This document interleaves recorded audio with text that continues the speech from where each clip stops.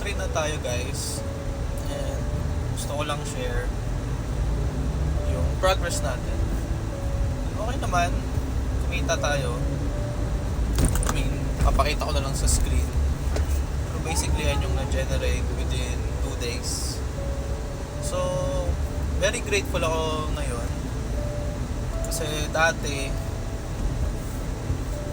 ang laki ng nilalagay kong budget para sa ads. Tapos, isang linggo, walang sales. Kasi dati, inaasa ko sa sarili kong galing eh. Inaasa ko sa sarili kong intellect, sa sarili kong diskarte. Pero dahil nga nangyari yun, dahil ang laki ng mga nalugi ko sa pag-ads, sa pag-i-e-com, ang dami ko natutunan. Na-strengthen yung relationship ko kay Lord.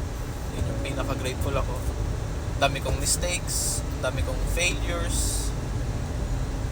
Pero ang mistakes and failures kasi, lessons yan eh. And ang lessons ay blessings.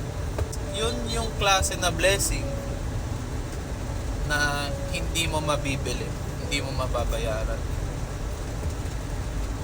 Pero very grateful ako kasi simula nung sinurrender ko na kay Lord lahat, simula nung lagi ko na siyang sinisik every second of the day, doon nagsimula na i-lead ako ng Holy Spirit to lead my steps, guide me throughout the day kung ano yung mga dapat kong gawin. Kaya ngayon, actually hindi lang naman sa akin binulong, pati sa partner, sa fiancé ko, binulong din sa kanya ni Lord na try mo ulit. Tas iasa mo na sa kanya lahat, iasa mo na kay Lord lahat. So ganun yung ginawa ko. Kaya kung makikita nyo, lalagay ko na lang sa screen, sobrang liit ng budget na nilagay ko, pero yung return on ad spend ko ang taas. So, very grateful. Very grateful. Kaya, ang ma-advise ko sa inyo, before you start anything, before you do anything, always include Him. Magdasal ka muna bago ka magplano. Magdasal ka muna ng guidance kung anong gagawin mo. Kasi, iba yung purpose natin eh.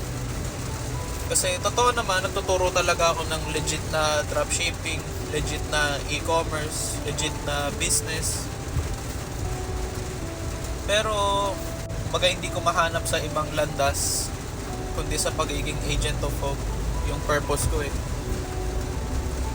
So pag agent of hope ka kasi, yun talaga yung pinaka-purpose mo eh, maging servant ka ni Lord, maging ambassador ka ng kingdom niya. So, ibe-bless ka niya para maging blessing ka sa iba. Pero hindi lahat ng blessing ay inaakala mo. Minsan lessons yan. Pero yun ang pinakamaganda. Kasi yun ang hindi kayang bayaran ng pera. So, follow to see what's next.